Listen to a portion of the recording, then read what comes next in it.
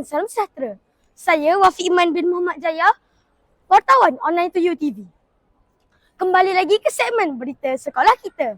Kini saya berada di Dataran Perhimpunan Sekolah Kebangsaan Putrajaya Persisi 92 bagi melaporkan Majlis Penutupan Ihyak Ramadan 2026 yang berlangsung pada 13 Mac 2026. Majlis penutup Ihyak Ramadan 2026 ini diadakan bagi menzahirkan penghargaan kepada semua murid dan warga sekolah yang telah menyertai pelbagai aktiviti sepanjang bulan Ramadan. Majlis ini turut diserikan dengan majlis Khatam Al-Quran yang melibatkan murid-murid sebagai simbol kejayaan dan kesungguhan mereka dalam menghayati serta membaca Al-Quran sepanjang Ramadan.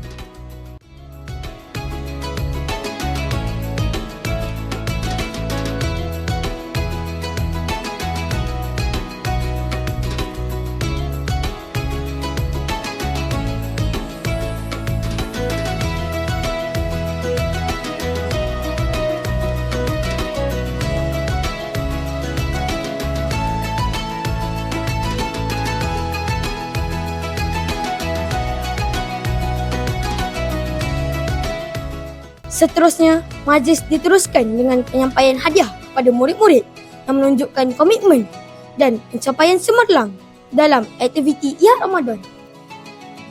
Program infak kasih pula melambangkan nilai keprihatinan dan semangat berkongsi rezeki dalam kalangan warga sekolah apabila sumbangan diserahkan kepada pihak yang terlibat.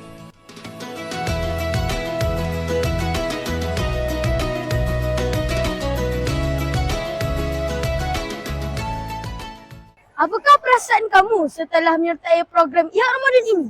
Saya rasa sangat gembira dan terharu kerana saya dapat menjadi nakib yang terbaik dan terima kasih kepada pihak sekolah yang menjadikan program Ihyak Ramadan ini. Terima kasih.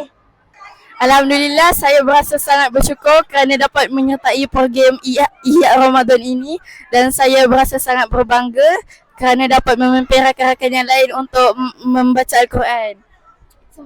Dan terima kasih juga kepada pihak sekolah kerana menjayakan program ini. Semoga program ini dapat diteruskan lagi pada masa hadapan.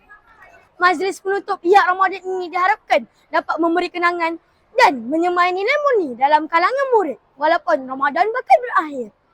Saya Wafi Iman, wartawan online Tuju TV, melaporkan dari Dataran Perhimpunan. From me to you. Sekian, terima kasih.